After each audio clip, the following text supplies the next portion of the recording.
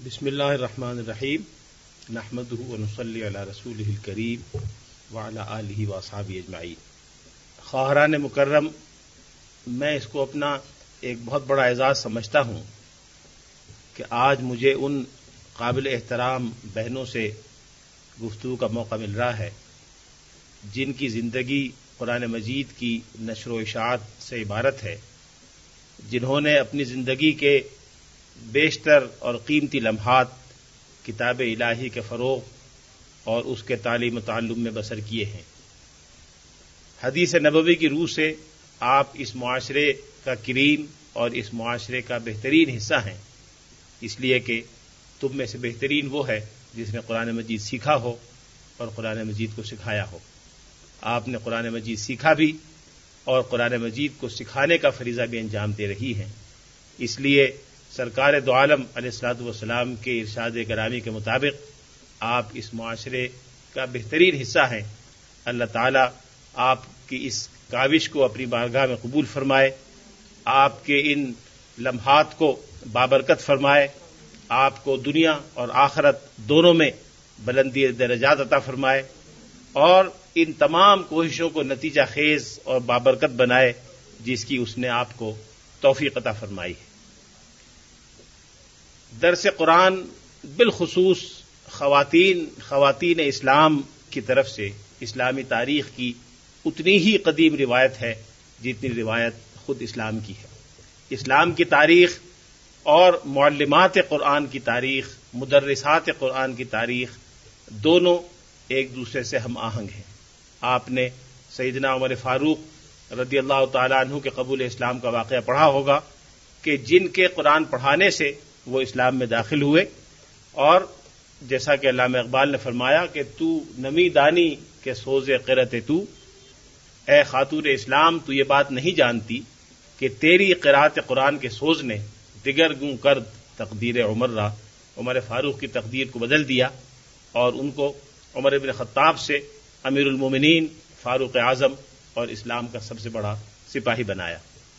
اس لیے اگر آپ اس احساس اور اس شعور کے ساتھ تدریس قرآن کی سرگرمیوں میں مصروف ہوں کہ آپ اس سنت پر عمل پیرا ہیں جو سیدنا عمر فاروق رضی اللہ تعالیٰ عنہ کی بہن فاطمہ بنت خطاب کی سنت تھی، اور آپ اسی طرح سے اپنے سوز قرات سے بڑے بڑے لوگوں کی تقدیر کو دگرگوں کریں گی جیسا کہ عمر فاروق کی بہن نے اپنے جلیل القدر بھائی کی تقدیر کو دگرگوں کیا تھا، تو آپ کے اندر ایک ایسا روحانی جذبہ پیدا ہوگا جو آپ کی کوششوں کو چار چاند لگا دے گا۔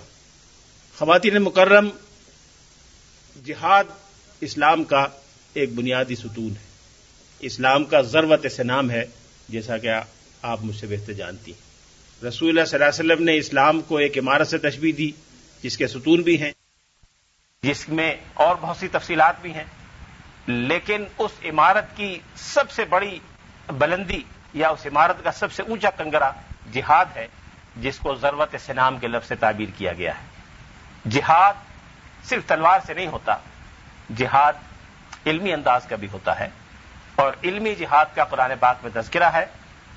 وجاہدہم بہ جہادا کبیرا، رسول اللہ صلی اللہ علیہ وسلم سے خطاب ہے کہ آپ ان لوگوں کے خلاف یعنی کفار و مشرکین کے خلاف قرآن مجید کے ذریعے جہاد کریں، اور اس جہاد کو پھر جہاد کبیر قرار دیا گیا ہے۔ اس لیے قرآن مجید کے ذریعے جو جہاد کیا جائے گا وہ نہ صرف نص قرآنی کی روح سے جہاد ہوگا بلکہ وہ جہاد کبیر کہلائے گا، اس لیے کہ یہ وہ جہاد ہے جس کے نتیجے میں ایک پوری نسل تیار ہوتی ہے، جس کے نتیجے میں اسلامی معاشرے کی ایک مضبوط علمی، فکری اور اخلاقی بنیاد استوار ہوتی ہے۔ یہ وہ جہاد ہے جس کے نتیجے میں لوگوں کے جسم نہیں بلکہ لوگوں کے دل اور لوگوں کی روحیں مفتوح ہوتی ہیں۔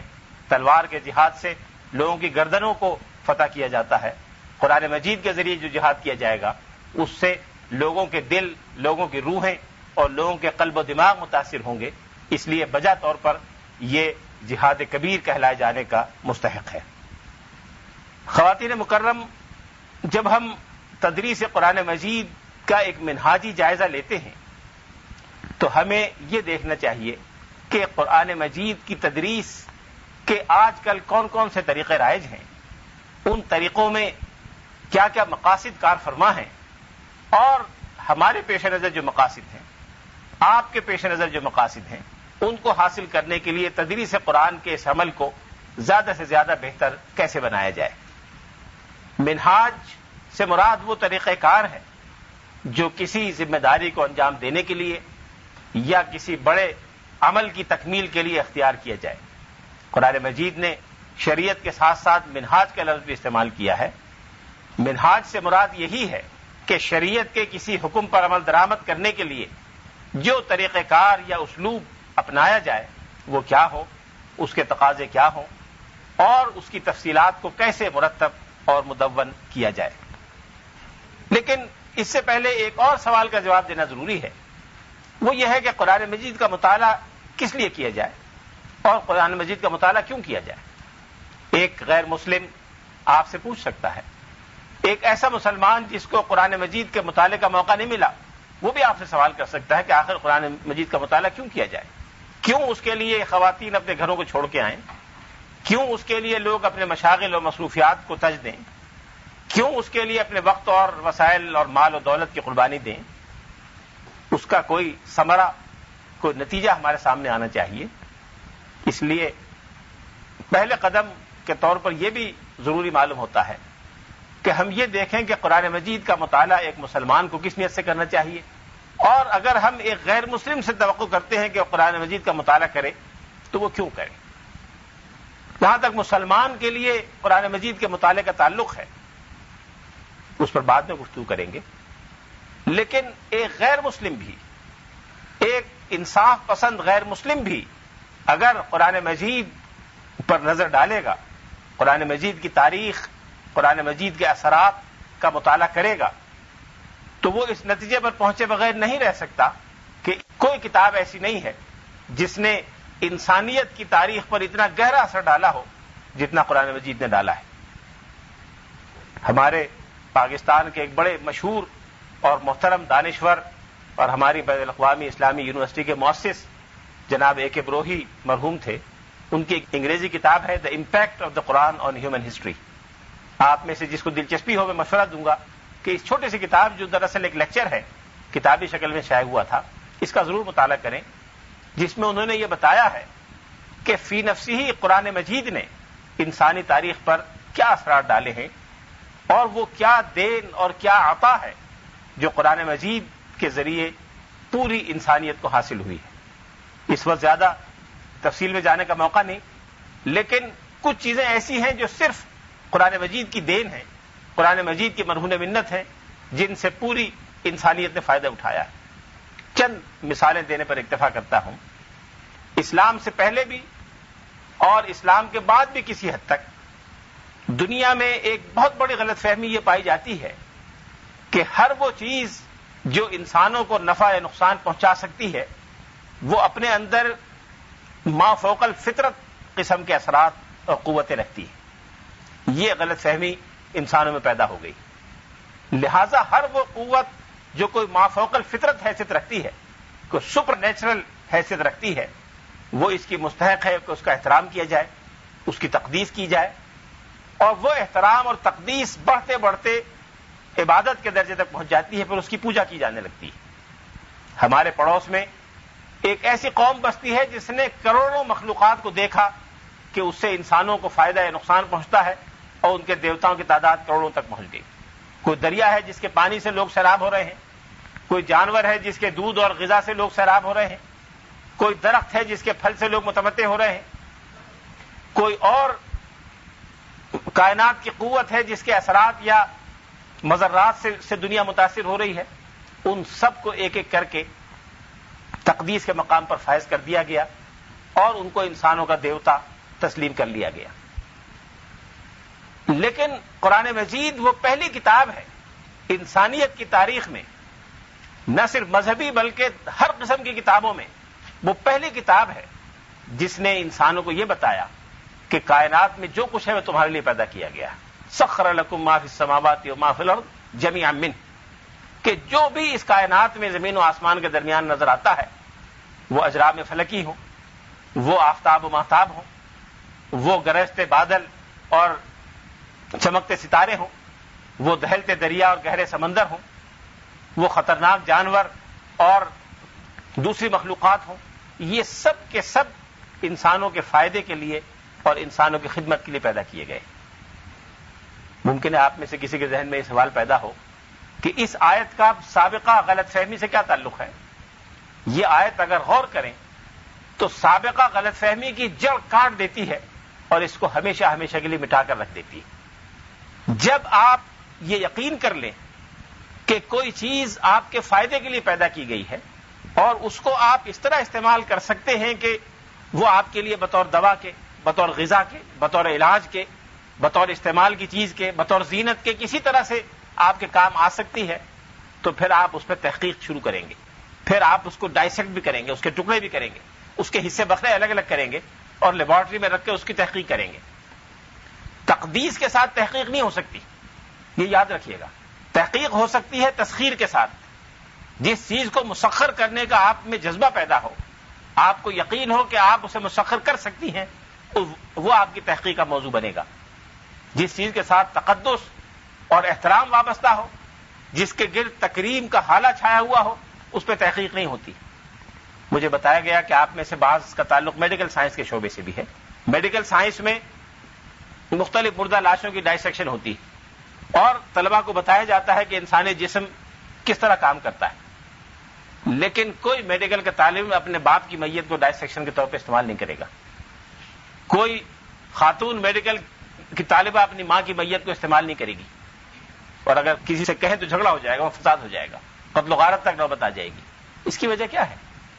اس کی وجہ یہ ہے کہ ماں اور باپ کے ساتھ جو احترام اور تقدس وابستہ ہے وہ اس تحقیق کے راستے میں رکاوٹ ہے جس تحقیق کے لیے تقدس نہیں ہونا چاہیے۔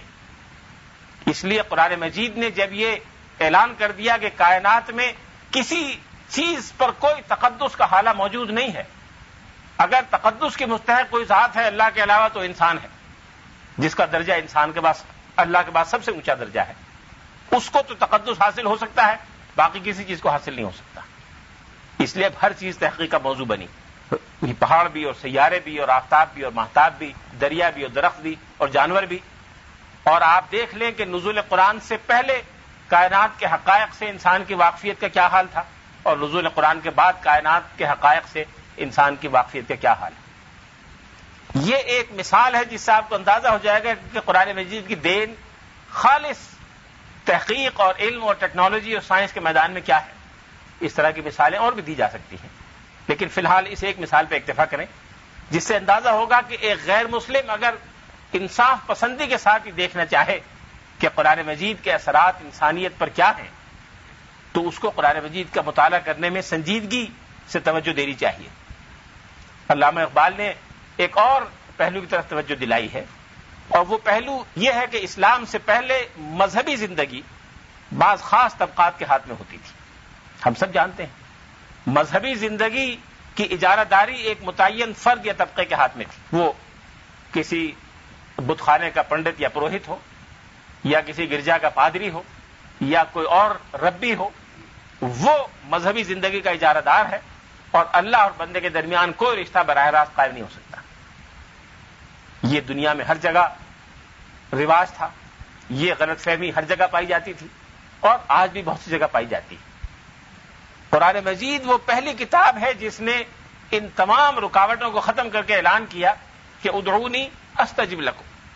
ہر انسان جب دل کی گہرائیوں میں دعا کرتا ہے تو براہ راست روشنی سے بھی تیز رفتار کے ساتھ اللہ تک اس کی دعا پہنچتی ہے۔ اجیب دعوت الداعی اذا دعان، بظاہر یہ دو چھوٹی چھوٹی آیتیں ہیں، لیکن اس کی اہمیت پر جتنا غور کریں کہ کائنات میں ان دو آیتوں نے کتنا بڑا انقلاب پیدا کیا ہے، تو غور کرنے سے اندازہ ہوتا ہے کہ انقلاب کی عظمت کیا ہے۔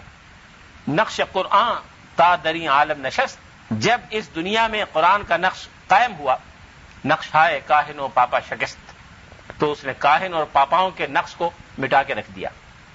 یہ وہ چیز ہے جس کا آج غیر مسلم بھی اعتراف کرتے ہیں۔ غیر مسلم قوتیں جو نئے مذہبی نظریات اور تصورات سے آشنا ہوئیں، وہ نزول قرآن مجید کے بعد کے واقعات ہیں۔ یہ وہ چیزیں ہیں جس کی وجہ سے غیر مسلم کو بھی اسلام کا مطالعہ کرنا چاہیے اور غیر مسلم کو اس کا احساس ہونا چاہیے کہ یہ کتاب کوئی عام کتابوں کی طرح نہیں ہے. یہ تو ایک ایسی چیز ہے کہ جس نے دنیا کو ایک نئے انقلاب، نئے تمدن، نئی تہذیب، نئے قانون، نئے عقیدے، نئی ثقافت اور پوری انسانی زندگی کے ایک نئی چلن اور ایک نئی روش سے متعارف کرایا ہے. اگر اس روش اور اس چلن کو لوگ جاننا چاہتے ہیں تو پھر انہیں قرآن مجید کا مطالعہ کرنا چاہیے. مسلمان کو مطالعہ کیوں کرنا چاہیے؟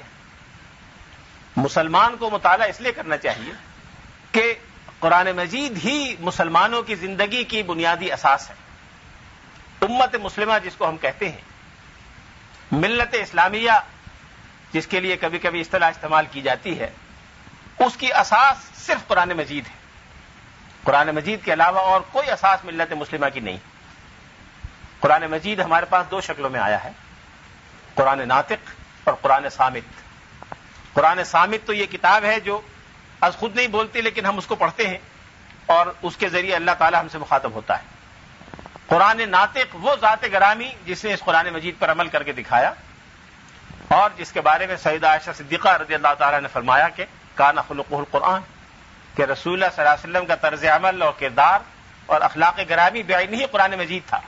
کسی نے ان سے پوچھا کہ اماں رسول اللہ صلی اللہ علیہ وسلم کے اخلاق کے بارے میں کچھ بیان فرمائیں، تو آپ نے فرمایا تم قرآن نہیں پڑھتے؟ اس نے کہا جی پڑھتا ہوں. تو آپ نے فرمایا کان خلقہ القرآن، آپ کا اخلاق اور کردار وہی تھا جو قرآن مجید میں لکھا ہوا ہے. قرآن مجید قرآن صامت ہے اور آپ قرآن ناطق تھے. لیکن اس کے باوجود مسلمانوں کی تاریخ میں ایسے دور آئے ہیں جو اس اعتبار سے بڑے دردناک اور افسوسناک تھے کہ قرآن مجید سے مسلمانوں کا وہ تعلق قائم نہ رہا جو ہونا چاہیے. اس کی پیشن گوئی بھی قرآن مجید میں موجود ہے. وقال الرسول یا ربی ان قوم اتخذوا هذا القرآن مہجورا.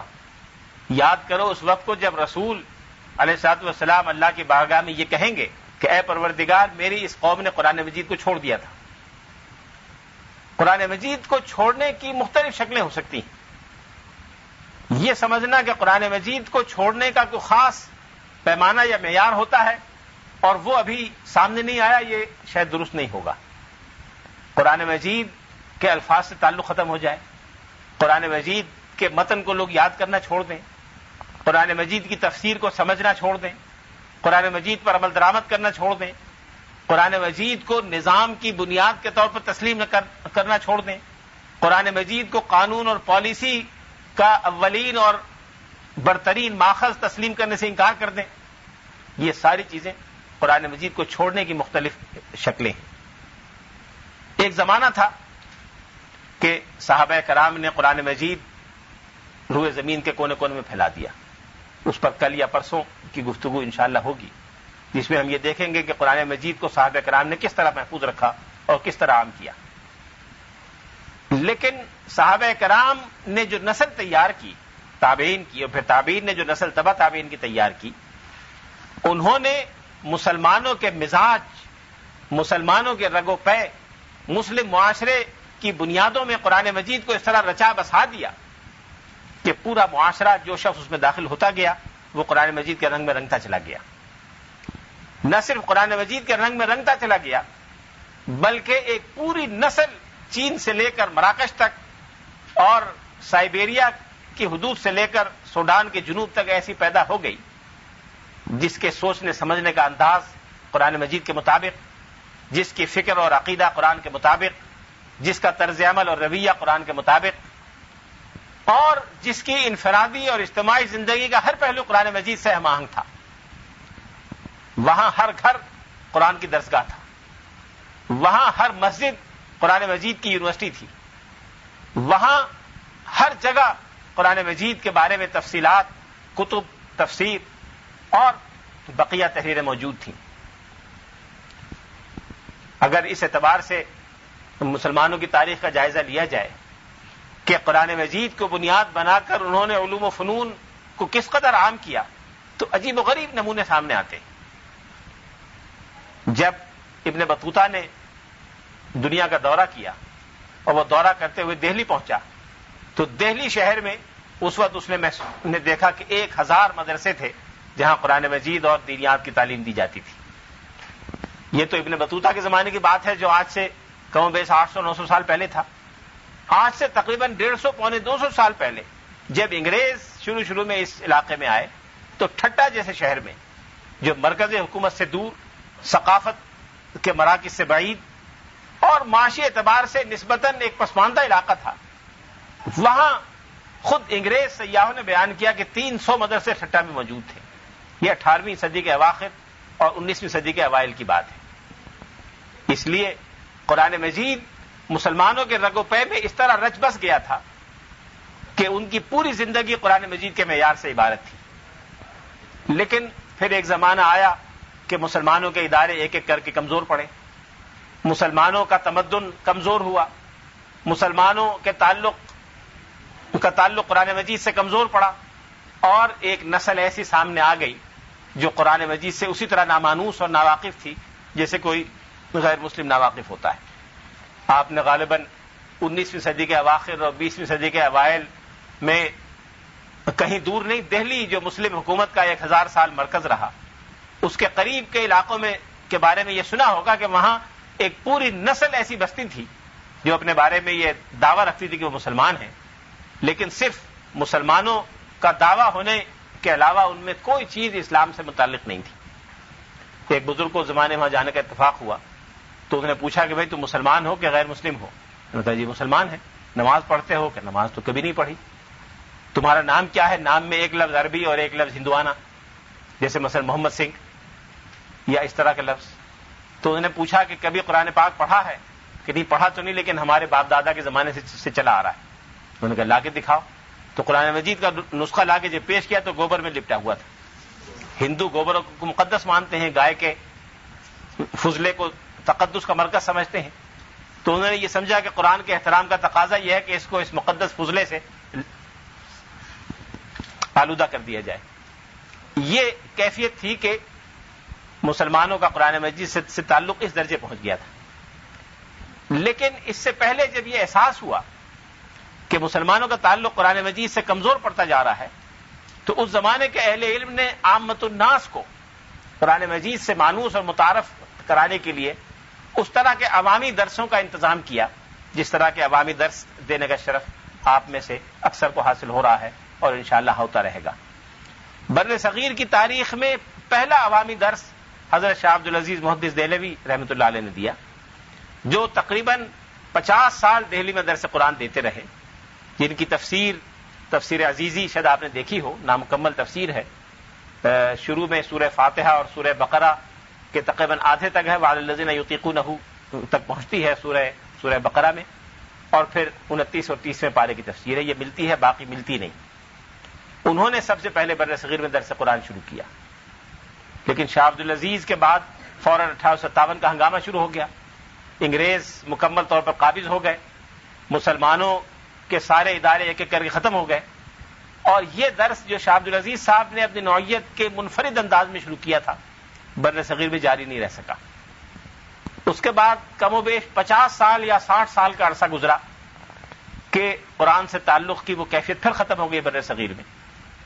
پھر ہمارے موجودہ پاکستان میں 20ویں صدی کے اوائل میں بعض بزرگوں نے اس کو شروع کیا، جن میں بڑا نمایاں نام مولانا عبید اللہ سندھی رحمۃ اللہ علیہ کا ہے، اور ان کے شاگرد مولانا احمد علی لاہوری، آپ نے نام سنا ہوگا. مولانا احمد علی لاہوری نے لاہور میں سب سے پہلے 1920-25 کے لگ بھگ یہ شروع کیا، اور تقریباً 65-70 سال وہ لاہور میں یہ کام کرتے رہے. اس کے بعد اللہ کا فضل و کرم ہے کہ پاکستان کے چپے چپے میں درس قرآن کی محفلیں جاری ہیں، اور مختلف سطحوں اور مختلف انداز سے یہ کوشش ہو رہی ہے کہ بر صغیر کے مسلمانوں کو بالعموم اور پاکستان کے مسلمانوں کو بالخصوص قرآن مجید کے پلیٹ فارم پہ جمع کیا جائے. آپ نے سنا ہوگا، میں نے بھی سنا ہے، دیکھا ہوگا، میں نے بھی دیکھا ہے کہ ہمارے بعض روایتی علماء کرام کو اس درس قرآن کے بارے میں کچھ تحفظات ہیں. وہ وقتاً فوقتاً تحفظات کا اظہار کرتے رہتے ہیں. بعض اوقات ان تحفظات کے اظہار میں انداز بیان سخت بھی ہوتا ہے، لیکن آپ اس سے متاثر نہ ہوں، اپنا کام جاری رکھیں.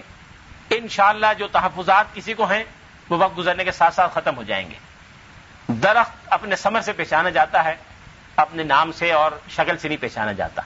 جب آپ کی اس مبارک کاوش کے بابرکت ثمرات لوگوں کے سامنے آئیں گے تو وہ تحفظات ایک ایک کر کے ختم ہو جائیں گے. جب ہم درس قرآن کے اسلوب اور منہاج کی بات کرتے ہیں تو ہمارے سامنے دو چیزیں رہنی چاہیے. سب سے پہلے یہ کہ قرآن مجید کے درس کے مقاصد کیا ہیں، یعنی آپ اگر قرآن پاک کا درس دیں تو کیوں دیں. پھر ایک مرتبہ مقصد تعین ہو جائے تو پھر یہ بھی طے کرنا چاہیے کہ ہمارے اور آپ کے مخاطبین کون ہیں. مخاطب کا تعین یہ بڑی بنیادی اور اہم بات ہے. جب تک آپ کی کسی تحریر یا تقریر کا مخاطب متعین نہ ہو اس وقت تک آپ کے لیے کوئی معیار مقرر کرنا اور اس معیار کو برقرار رکھنا بڑا دشوار ہوگا، ناممکن ہوگا. جتنا اونچا معیار مخاطب کا ہوگا اتنا اونچا معیار آپ کی علمی کاوش کا ہوگا. قرآن مجید کا مخاطب کون ہے؟ مخاطب اولین سرکار دو عالم صلی اللہ علیہ وسلم. اللہ نے ارشاد فرمایا، حضور نے سماعت فرمایا، پہلے مخاطب علی قلبک نزل به الروح الامین علی قلبک لتکون من المنذرین، کہ آپ کے قلب مبارک پر جبریل امین لے کے نازل ہوئے. تو قرآن مجید کے اولین مخاطب کا جو درجہ ہے، جو شان اور مقام ہے، وہی قرآن مجید کی شان اور مقام ہے. آپ نے شاید پڑھی ہو مثنوی مولانا روم، نہیں پڑھی ہوگی تو نام تو سنا ہوگا. مثنوی مولانا روم ایک زمانے میں دنیا اسلام کی ادبیات میں شاید سب سے مقبول کتاب تھی. اگر یہ کہا جائے کہ قرآن مجید کے بعد جو چند کتابیں انتہائی مقبولیت کی معراج پر فائز ہوئیں ان میں سے ایک مثنوی مولانا روم بھی تھی، جس کے بارے میں کسی نے کہا تھا کہ ہست قرآن در زبان پہلوی، کہ قرآن مجید کے مضامین کو پہلوی یعنی فارسی زبان میں اس نے بیان کیا ہے. مثنوی مولانا روم جب مولانا لکھ رہے تھے تو ان کے مخاطبین ان کے دو عظیم الشان شاگرد اور دوست تھے، ایک حسام الدین چلپی اور ایک ضیاء الدین. ضیاء الدین اور حسام الدین چلپی سے خطاب کر کے انہوں نے پوری مثنوی لکھی اور پھر پوری مثنوی میں وہ معیار برقرار رہا جو ان کے ان دو مخاطبین کا تھا.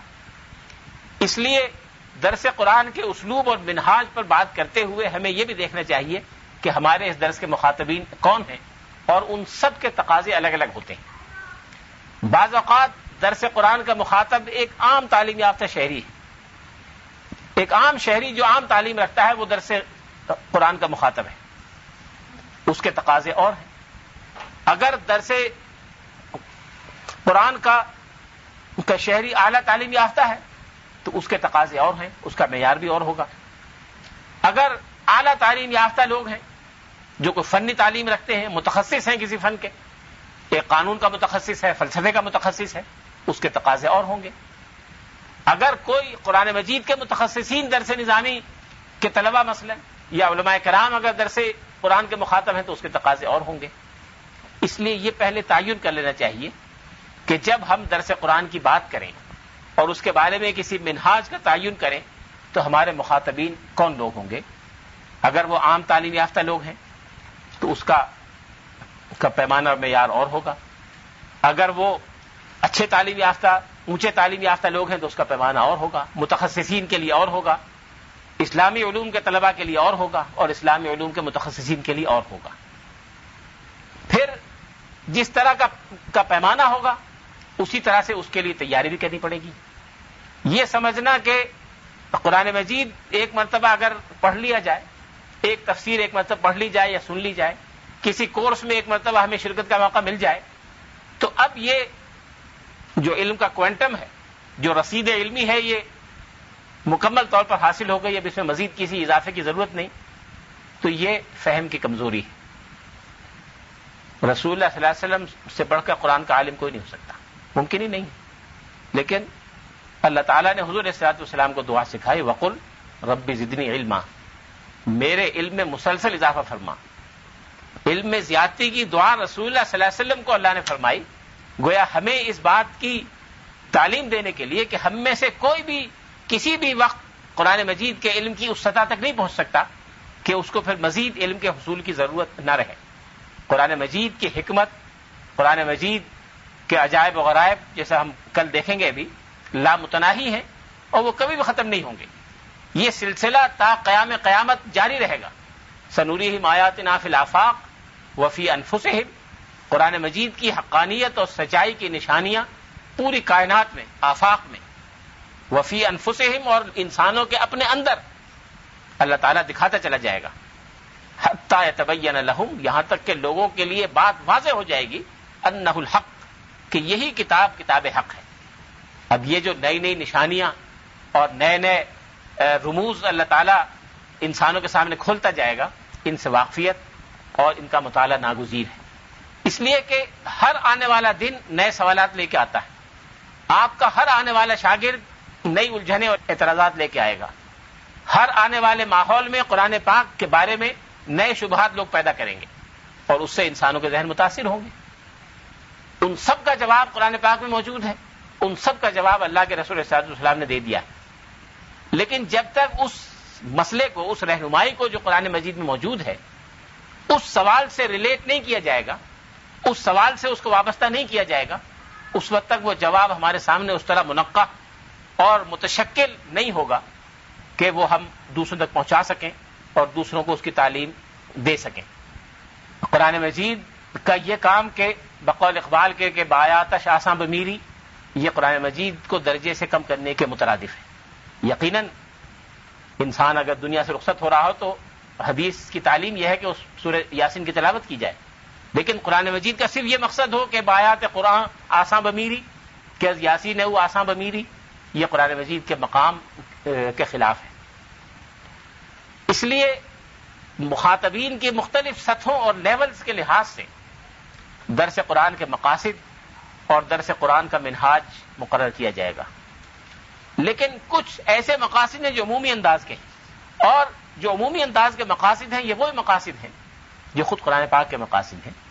اس کو ہم 3 الفاظ میں بیان کر سکتے ہیں۔ یہ 3 الفاظ شاہ ولی اللہ محدث دہلوی رحمۃ اللہ علیہ کے ہیں، جن کی ایک کتاب مشہور و معروف ہے، اور آپ میں سے جن بہنوں کو عربی زبان آتی ہے، یہ 3 الفاظ شاہ ولی اللہ محدث دہلوی رحمۃ اللہ علیہ کے ہیں، جن کی ایک کتاب مشہور و معروف ہے، اور آپ میں سے جن بہنوں کو عربی زبان آتی ہے، میرا مشورہ ہوگا کہ عربی زبان میں اس کتاب کو پڑھیں، نہ صرف پڑھیں بلکہ مستقل حفظ جان بنا لیں اور وقتاً فوقتاً اس کا مطالعہ کیا کریں۔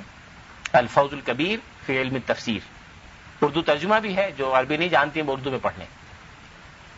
اس کتاب میں شاہ ولی اللہ صاحب نے لکھا ہے کہ قرآن مجید کے نزول کا مقصد اصلی یہ ہے، نمبر 1 تہذیب النفوس البشریہ، کہ انسانوں کے نفوس کی اندر سے تہذیب ہو، تزکیہ نفس، کہ انسان اندر سے ایسے پاکیزہ اور صاف ستھرے ہو جائے کہ وہ تمام اخلاقی اور روحانی ذمہ داریاں انجام دے سکیں جو اللہ رب العزت نے ان پر عائد کی۔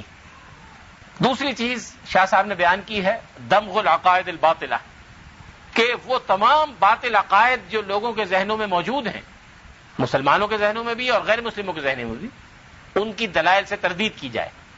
بعض اوقات ایک غلط خیال آپ کے مخاطب کے ذہن میں ہوتا ہے، کلبلا رہا ہوتا ہے، لیکن اتنا واضح نہیں ہوتا کہ وہ اس کو سوال کی شکل میں آپ کے سامنے پیش کر سکے۔ وہ پیش نہیں کرے گا، آپ اس کی تردید نہیں کریں گی، اور وہ سوال، وہ الجھن اس کے ذہن میں رہے گی۔ اس لیے پہلے سے اس کا احساس کہ مخاطب کے ذہن میں کیا کیا شبہات پیدا ہو سکتے ہیں وہ اگر معلوم ہو درس دینے والے کو، اور اپنے درس میں وہ اعتراض کا تذکرہ کیے بغیر، یہ کہے بغیر کہ لوگوں کے ذہن میں یہ شبہ ہے، آپ از خود اس کا جواب دیں تاکہ وہ اعتراض خود بخود ختم ہو جائے۔ تو اس لیے وہ سارے عقائد باطلہ جو لوگوں کے ذہنوں میں پائے جاتے ہیں وہ ختم ہو جائیں گے۔ بعض اوقات ایسا ہوتا ہے کہ ایک عقیدہ قرآن مجید کی روح سے غلط عقیدہ ہے، ایک خیال غلط خیال ہے، ایک تصور لوگوں کے ذہن میں بیٹھا ہوا غلط تصور ہے، لیکن کسی وجہ سے کوئی عصبیت پیدا ہو گئی، کوئی اصرار پیدا ہو گیا، کوئی اس کا پس منظر ہے کسی خاص تصور یا نظریے کا، اگر آپ نام لے کے تردید کریں کہ فلاں شخص یا فلاں گروہ کے لوگوں یہ تصور غلط ہے، تو اس سے ایک رد عمل پیدا ہوتا ہے، ایک تعصب پیدا ہوتا ہے جو انسان کا نفس نئے نئے انداز میں اس کے سامنے لے آتا ہے۔ اس لیے اس اعتراض کا ذکر کیے بغیر اگر آپ جواب دیں تو وہ تعصب کی دیوار سامنے نہیں آتی۔ یہ قرآن مجید کا اسلوب ہے۔ قرآن مجید نے اکثر و بیشتر سوال کا ذکر کیے بغیر اعتراض کو دہرائے بغیر اس طرح سے جواب دے دیا ہے کہ پڑھنے والے کے ذہن میں خود بخود اس کا جواب آ جاتا ہے. اس پر بھی ہم بات کریں گے آگے چل کر، لیکن مثال کے طور پر عرض کرتا ہوں. قرآن مجید میں ایک جگہ آیا ہے کہ ہم نے زمین و آسمان کو 6 دنوں میں پیدا کیا، ولم یعی بخلقہن، اللہ تعالیٰ ان کو پیدا کر کے تھکا نہیں، وما مسنا من لغوب، ہم پہ کوئی تھکن طاری نہیں ہوئی. اب یہ یہودیوں کے غلط عقیدے کی تردید ہے. یہودی یہ سمجھتے تھے نعوذ باللہ کہ اللہ تعالیٰ نے پہلے دن فلاں چیز بنائی، فلاں بنائی، بائبل کے شروع میں لکھی ہوئی تفصیل، اور 7ویں دن وہ نعوذ باللہ تھک کے لیٹ گیا اور اس نے آرام کیا پورے دن. اور وہ 7واں دن سبت کا دن تھا جس میں یہودی چھٹی مناتے ہیں. جب عیسائیوں کا وقت آیا انہوں نے کہا اچھا یہ سبت کرتے ہیں تو ہم اس سے اگلے دن کر لیا کریں. وہ اس سے اگلے دن چھٹی کرنے لگے، اور عیسائیوں کی اولاد آج تک سب اتوار کو چھٹی کرتی ہے. لیکن قرآن مجید نے اس عقیدے کا کوئی ذکر نہیں کیا کہ یہودی یہ عقیدہ رکھتے ہیں، بس ایک جواب ایسا دے دیا اور اللہ تعالیٰ کی قدرت کے انداز کو اس طرح بیان کیا کہ یہ سوال قرآن مجید کے طالب کے ذہن میں پیدا ہی نہیں ہو سکتا. یہ قرآن مجید کا اسلوب ہے جو ہمارا اسلوب بھی ہونا چاہیے. اور تیسرا مقصد شاہ صاحب کی زبان میں ہے وَنَفْيُ الْأَعْمَالِ الْفَاسِدَةِ، کہ جو اعمال فاسدہ انسانوں میں رائج ہیں، چاہے ان کی بنیاد کسی غلط عقیدے پر ہو یا نہ ہو، ان اعمال کو غلط ثابت کیا جائے اور ان کو مٹانے کی کوشش کی جائے. بعض اوقات ایسا ہوتا ہے کہ کوئی غلط رواج انسانوں میں مروج ہو جاتا ہے، اور بہت سے لوگ قرآن پاک کا علم رکھنے کے باوجود یہ محسوس نہیں کرتے کہ یہ قرآن مجید کے خلاف ہے یا اسلام کی تعلیم کے خلاف ہے، خیال ہی نہیں ہوتا. اب اگر آپ نے بطور مدرس قرآن کے پہلے یہ لٹس جیسے کہتے ہیں لٹھ مار کے انداز میں کہا کہ یہ تم بدعت کا ارتکاب کر رہے ہو، شرک کا ارتکاب کر رہے ہو، تم یہ ہو تم وہ ہو، اس سے ایک رد عمل پیدا ہوگا کہ اچھا مجھے بدعتی کہہ دیا، مجھے مشرک کہہ دیا، اور پھر وہ تعصب کی دیوار حائل ہو جاتی. لیکن اگر آپ پہلے قرآن مجید کی تعلیم بیان کریں گے، قرآن مجید کی تعلیم یہ ہے، اس تعلیم میں یہ حکمت ہے، اس تعلیم کا تقاضا یہ ہے کہ فلاں فلاں قسم کے کام نہ کیے جائیں، تو اگر فوری طور پر نہیں تو بہت جلد انسان آپ کا مخاطب اس دلیل کو قبول کر لیتا ہے اور قرآن مجید کے مطابق اس کے اعمال فاسدہ آہستہ آہستہ بدل کے ٹھیک ہو جاتے ہیں. یہ 3 تو وہ مقاصد ہیں جو قرآن پاک کے مقاصد ہیں، اور اس کے نتیجے میں ہر درس قرآن چاہے اس کی سطح کوئی بھی ہو، چاہے وہ امام راضی اور امام غزالی کی سطح کا درس قرآن ہو، یہ 3 مقاصد لازماً ہوں گے. انسانوں کے نفس کی تہذیب کی ہر ایک کو ضرورت ہے، اس لیے کہ اس کی کوئی انتہا نہیں. اسکائی از دا لمٹ، جتنی بھی تہذیب ہوتی چلی جائے گی نفس کی، جتنا بھی تزکیہ ہوتا چلا جائے گا، اس سے اونچا ایک معیار موجود رہے گا.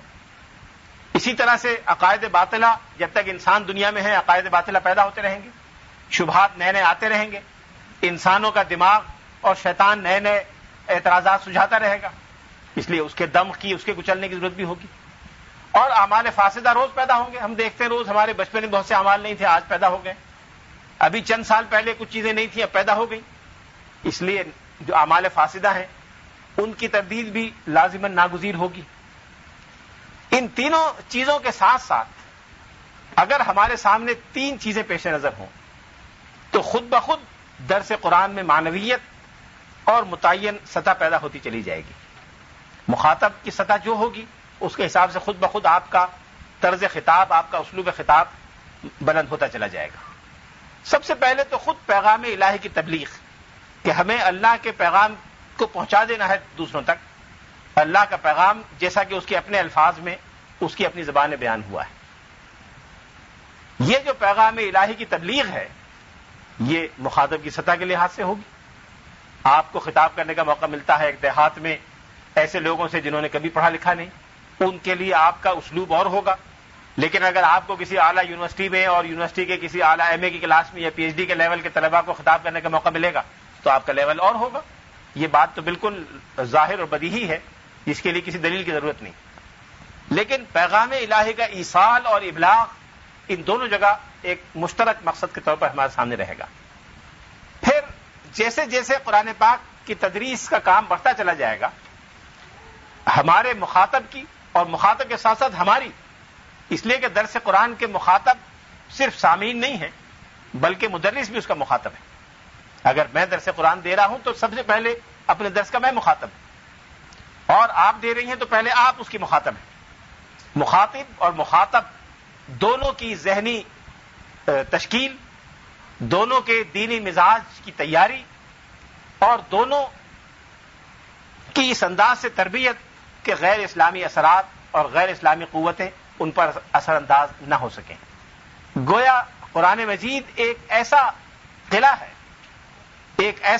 قلعہ ہے جس کے اندر مسلمان قلعہ بند ہو جاتا ہے، پھر باہر کی کوئی قوت اس پر اثر انداز نہیں ہو سکتی. اور جب ایک مرتبہ دینی ذہن اور اسلامی مزاج کی تشکیل ہو جائے تو پھر تعلق مع اللہ کی وہ کیفیت بھی حاصل ہو جاتی ہے جو ہر مسلمان کا مقصود اور منظور نظر ہے. اس تک تو عام تعلیم یافتہ لوگ، اعلیٰ تعلیم یافتہ لوگ سب میں قدر مشترک تھی، یہ مقاصد تو سب کے لیے ہے. لیکن جب آپ کو کسی اعلیٰ تعلیم یافتہ طبقے سے خطاب کا موقع ملے، اور اکثر ملے گا انشاءاللہ، وہ ملتا ہوگا، تو 3 چیزیں ایسی ہیں کہ جو خاص طور پہ ہمارے ملک میں اعلیٰ تعلیم یافتہ طبقے کے حوالے سے ناگزیر ہیں.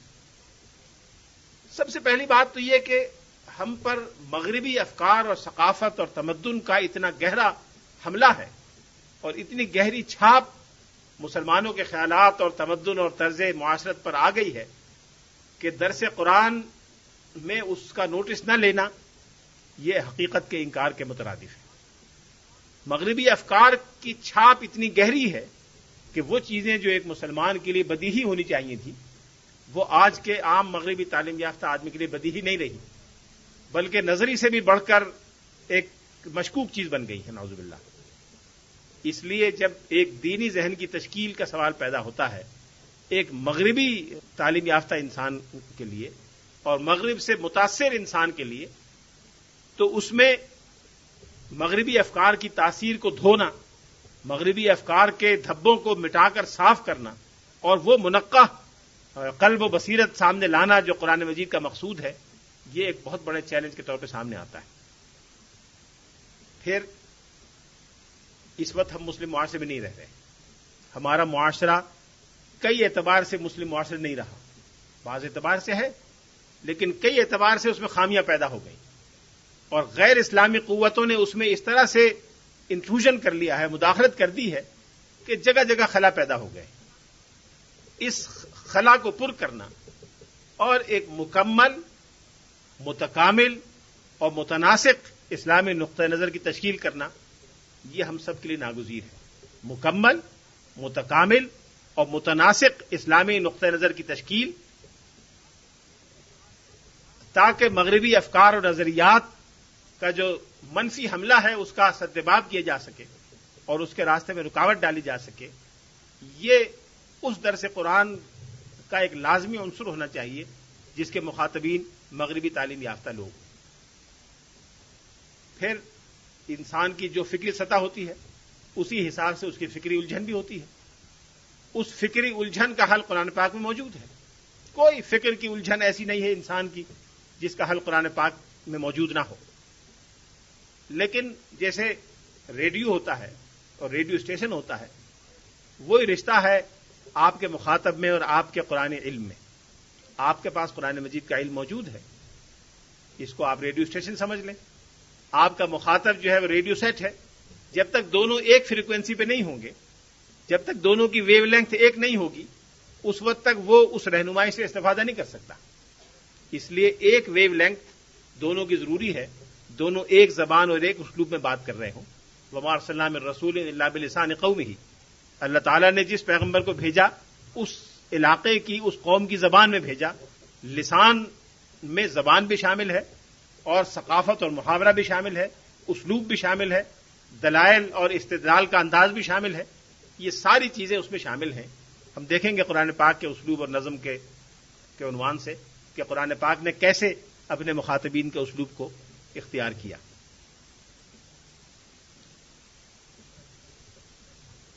پھر جب ہم درس قرآن کا عمل شروع کرتے ہیں، وہ عام انسان کے لیے ہو، اعلیٰ تعلیم یافتہ کے لیے ہو یا خود اپنی ذات کے لیے ہو، اس میں ایک بڑی بنیادی شرط ہے جو ہر اس کاوش کے لیے ناگزیر ہے جس کا مقصد قرآن پاک کی افہام و تفہیم ہو.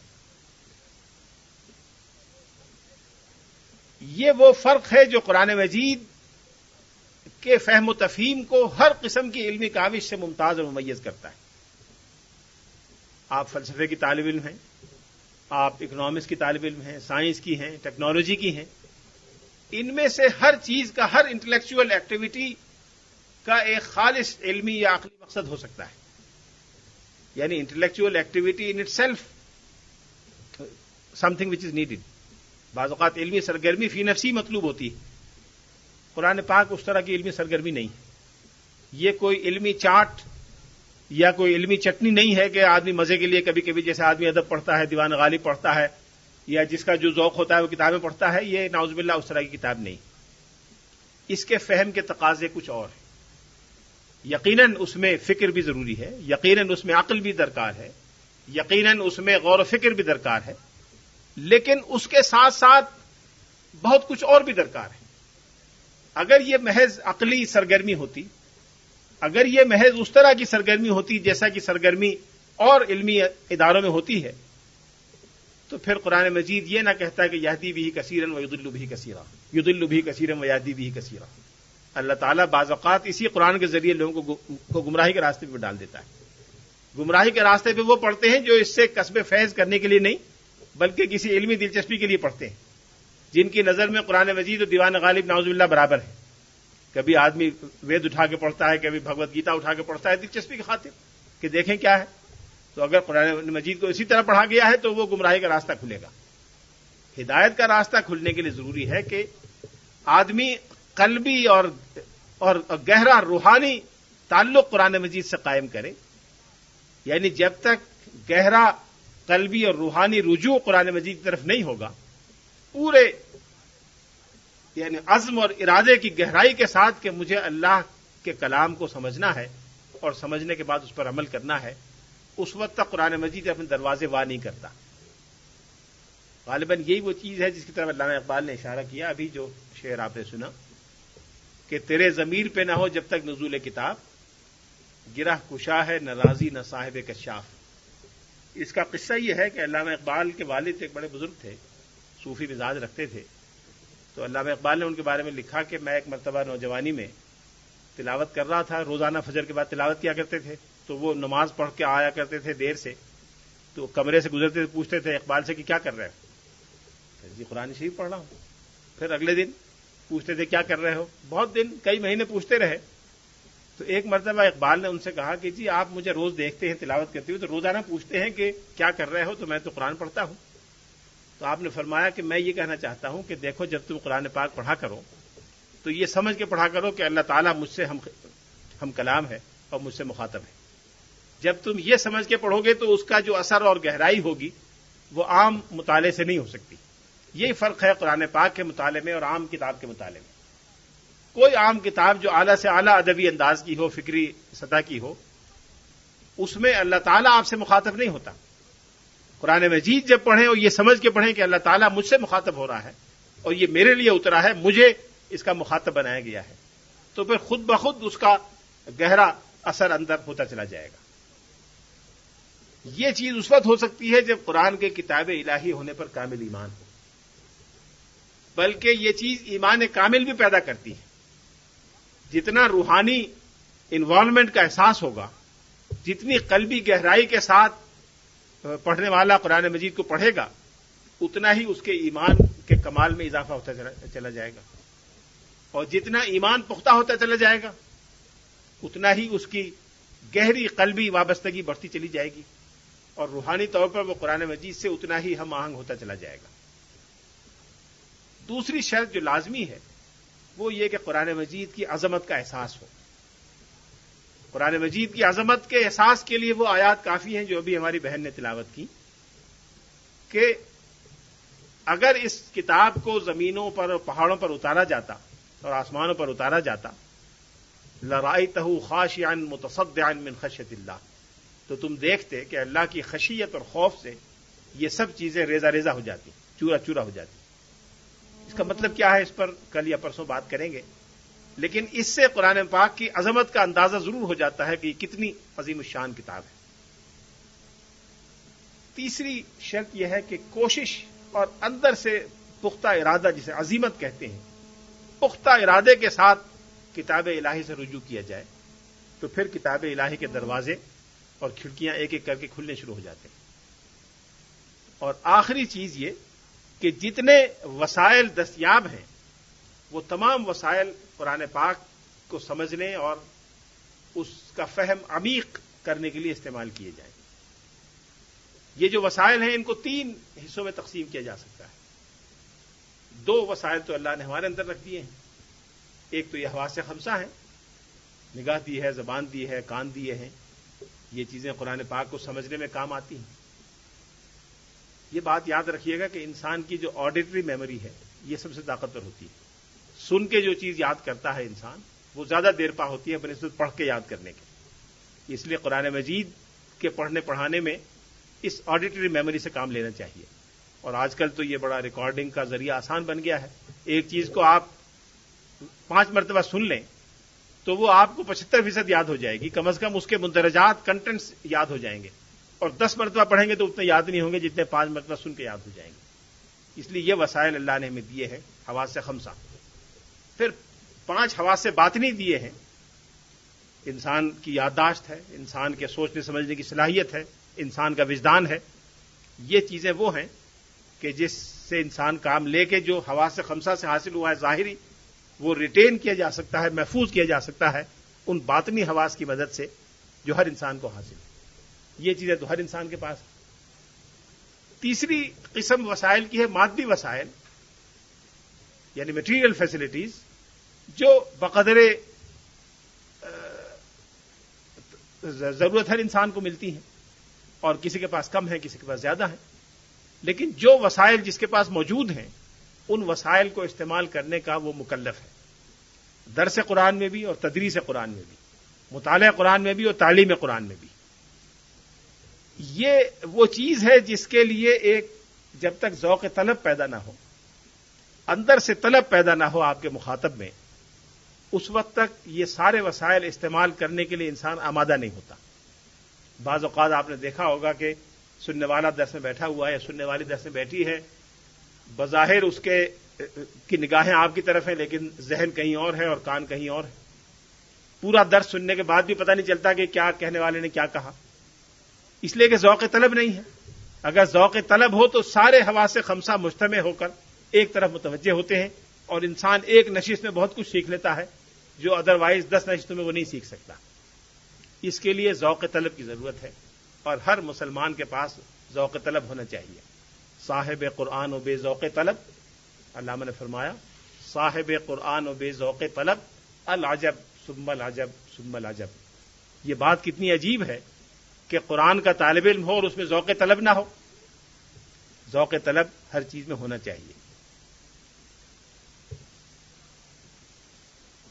اس کے بعد مختصر طور پر ایک چیز جو میں اور بیان کرنا چاہتا ہوں، میں اس کو بند کرتا ہوں، اس پہ کل ملتوی کرتے ہیں. وہ یہ کہ قرآن مجید کی بنیاد وحی الہی پر ہے. وحی الہی کیا ہے؟ وحی الہی سب سے قطعی، سب سے مکمل، سب سے سچے اور سب سے دیرپا علم کا ماخذ ہے، ماخذ وحید ہے. وہ کیا ہے؟ اس کا اسلوب کیا ہے؟ اس پر بہت سے لوگ آج کل شبہ کرتے ہیں، اعتراض کرتے ہیں. لیکن اس کو ہم کیسے سمجھیں؟ ان اعتراضات کی فضا میں ہم کیسے اپنے ذہن کو مطمئن کریں؟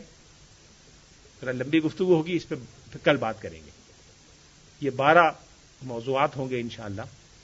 اس کی فہرست شاید آپ کو مل گئی ہے، لیکن اس میں تھوڑی سی اوور لیپنگ تو نہیں ہوگی، لیکن یہ ہو سکتا ہے جیسے آج کا ایک حصہ رہ گیا تو وہ کل مکمل ہو جائے. جب اس کو کل کریں گے تو کل میں جو کچھ کہنا ذہن میں تھا وہ شاید پرسوں چلا جائے، اور پھر آخری جو موضوع ہوگا وہ شاید سفر کرے گا، اس لیے کہ اس کے لیے کچھ نہ بچے. اس کا امکان موجود ہے. تو اس امکان کی موجودگی کا اعتراف کرتے ہوئے میں یہاں ختم کرتا ہوں.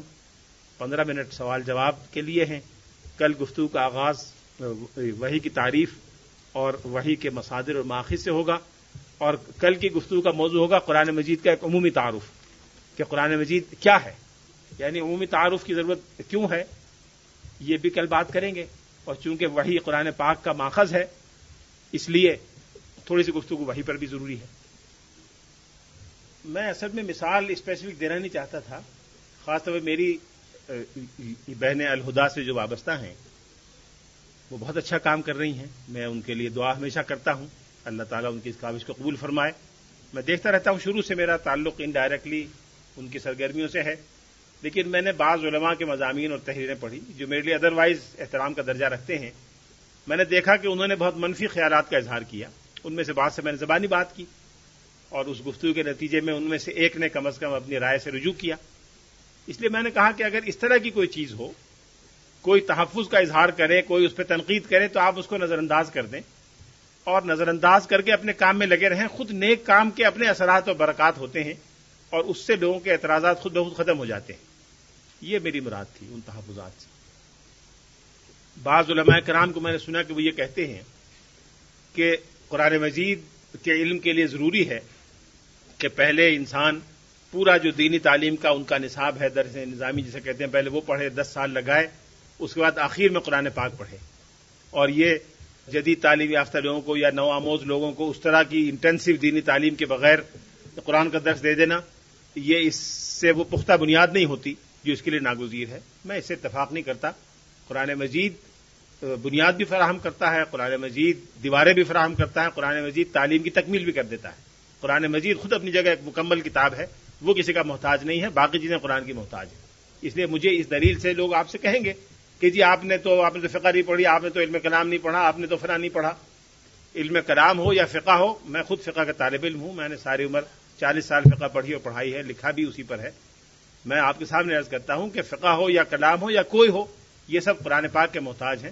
قرآن پاک ان میں سے کسی کا محتاج نہیں ہے. اس لیے آپ کسی کی پرواہ کیے بغیر اپنا کام جاری رکھیں. یہ تو یعنی ہر شخص کو دیکھ کے الگ الگ اس کے ساتھ ڈیل کرنا پڑے گا. یعنی کچھ لوگ ایسے ہوتے ہیں کہ وہ لاجک اور فلسفہ اور منطق اس کے لحاظ سے بات کرتے ہیں، تو ان سے اس کے لحاظ سے بات کرنی پڑے گی. کچھ لوگ ہیں جو کسی اور انداز سے ڈیل کرتے ہیں، ان سے اور انداز سے ڈیل کرنا پڑے گا. لیکن ایک چیز ضرور ہے، وہ یہ ہے کہ قرآن مجید کی جو عمومی عظمت ہے، یا قرآن مجید کا جسے گرینجر کہتے ہیں آپ، گرینجر ہے، اس سے ہر شخص متاثر ہو سکتا ہے تھوڑا سا مطالعہ اور تھوڑا سا پڑھنے کے بعد. مثال کے طور پر اگر کوئی طالب علم سائنس کا ہے، اس کو دیں آپ اس کی مورس بکائی کی کتاب، بڑی سی کتاب ہے. مورس بکائی فرانس کے نو مسلم ہیں، میڈیکل ڈاکٹر تھے، میڈیکل ڈاکٹر ہیں، اور پورے فرانس کی میڈیکل ایسوسی ایشن کے صدر تھے. ان کا ایک لمبا قصہ ہے، اس وقت بیان کرنے کا موقع نہیں، لیکن وہ شاہ فیصل کے ذاتی معارض تھے مرحوم کے. یہ خود انہوں نے مجھے سنایا واقعہ، میں ان سے ملا ہوں کئی بار. تو ان کو ایک مرتبہ شاہ فیصل کا معائنہ کرنے کے لیے پیرس سے بلایا گیا. اب ہوٹل میں ٹھہرے ہوئے تھے، اور جیسے بادشاہ کے پاس تو وقت نہیں ہوتا، تو کئی دن ان کو انتظار کرنا پڑا. ہوٹل سے کہیں جا بھی نہیں سکتے تھے کہ ہو سکتا ہے کسی وقت ان کو کال آ جائے کہ چلیں. تو وہاں قرآن پاک کا ایک نسخہ رکھا ہوا تھا ہوٹل میں، انہوں نے اس کو پڑھنا شروع کیا فارغ وقت میں. ان کو کوئی ارادہ اسلام قبول کرنے کا یا قرآن کا مطالعہ کرنے کا نہیں تھا، کوئی دلچسپی بھی نہیں تھی. وہ تو بطور میڈیکل ایکسپرٹ کے بلائے گئے تھے. جب تھوڑا سا پڑھا آگے چل کے، تو ان کو خیال ہوا کہ اس میں تو بڑے سائنسی نوعیت کے بیانات بھی ہیں، ایسے جو سائنسی کوئی اہمیت رکھتے ہیں. تو انہوں نے دیکھنا شروع کیا، تو ایسے بہت سے بیانات ملے، تو ان کو نوٹ کرنا شروع کیا. جب وہ بیانات انہوں نے نوٹ کر لیے، تو ان کو خیال ہوا کہ بائبل میں بھی اس طرح کے بیانات ہیں، اس کا بھی مطالعہ کیا جائے. تو انہوں نے واپس جا کے بائبل سے بھی اس طرح کے بیانات کی لسٹ بنائی، اور دونوں کا تقابل کیا. تو معلوم ہوا کہ قرآن پاک میں جتنے بیانات آئے ہیں وہ سب 100% درست ہیں، اور بائبل میں جتنے سائنسی بیانات آئے ہیں وہ سب غلط ہیں. تو انہوں نے ایک کتاب لکھی جو یہ بائبل قرآن اینڈ سائنس کے نام سے ہے. آپ وہ دیں کسی کو ویسے یعنی کتاب کے طور پر، جب اس کو پڑھے گا تو اس کے دل میں یہ یقین پیدا ہو جائے گا کہ اس کتاب کی بڑی غیر معمولی سگنیفیکینس ہے. کوئی لٹریچر کا ادب کا طالب علم ہے تو قرآن پاک کے ادبی محاسن پر مثلا سید قطب کی کتاب ہے یہ مشاہد القیامہ فی القرآن، وہ آپ دیں، اس سے اس کی ادبی عظمت کا اعتراف ہوگا. تو اس طرح سے ایک مرتبہ ایک آدمی قرآن کے قریب آ جائے. اقبال نے ایک جگہ لکھا ہے، علامہ اقبال نے، کہ کوئی شخص قرآن مجید کی بیوٹی اس کو ریسسٹ نہیں کر سکتا. تو ایک مرتبہ وہ اس بیوٹی کے انکاؤنٹر میں آ جائے، قرآن کے حسن اور جو عظمت ہے اس کے رابطے میں آ جائے، تو پھر اس میں مزاحمت نہیں کر سکتا. باقی ہدایت اللہ کے اختیار میں، ہمارے آپ کے اختیار میں نہیں ہے. اگر وہ تیار ہو تو بہت اچھی بات ہے، ڈائریکٹ کرے. لیکن آپ اس کو جب قرآن پاک کا مطالعہ کرنے کے لیے کہیں تو ترجمہ اور تفسیر اس کے معیار اور سطح کو دیکھ کے دیں. اچھا، ترجمے اور تفسیریں ہر طرح کی، ہر انداز کی ہیں، اور ہماری اردو زبان میں ترجمے قرآن پاک کے موجود ہیں. اس کی تعداد کئی سو میں ہے، وہ موجود ہیں. اس میں سے اس کے لحاظ سے آپ دیں. مثال کے طور پر اگر کوئی شخص ایسا ہو کہ اس نے مغربی افکار اور تصورات کا بڑا گہرا مطالعہ کیا ہو، ویسٹرن فلاسفی، لاجک، یہ چیزیں دیکھی ہوں، تو آپ اسے مولانا عبد الماجد دریابادی کی کتابیں دیں. ان کی تفسیر قرآن پاک ہے، اردو میں ایک جلد میں ہے، لیکن بڑی غیر معمولی اچھی تفسیر ہے. اگر اس کا تعلق مثال کے طور پر کسی ایسے علمی پس منظر سے ہے کہ وہ تقابل ادیان میں دلچسپی رکھتا ہے، تو ایک تفسیر حقانی ہے. 19ویں صدی کے اواخر کے ایک بزرگ تھے مولانا عبدالحق حقانی، ان کی تفسیر ہے تفسیر حقانی، وہ آپ اس کو دیں. اگر اس کا تعلق ویسٹرن سائیکالوجی، ویسٹرن لٹریچر سے ہے، انگریزی ادب کا طالب علم ہے، تو آپ عبداللہ یوسف علی کا ترجمہ و تفسیر دیں. یعنی میرا کہنے کا مقصد ہے کہ پہلے اس کا ذوق اور مزاج دیکھ لیں کہ اس کا لیول کیا ہے، اس کے حساب سے آپ اس کو دیں پڑھنے کے لیے. اور اگر اس کے دل میں ہدایت کا جرثومہ موجود ہے اور اللہ تعالیٰ کی مشیت ہے، یقیناً ہدایت ہوگی. وآخر دعوانا الحمدللہ.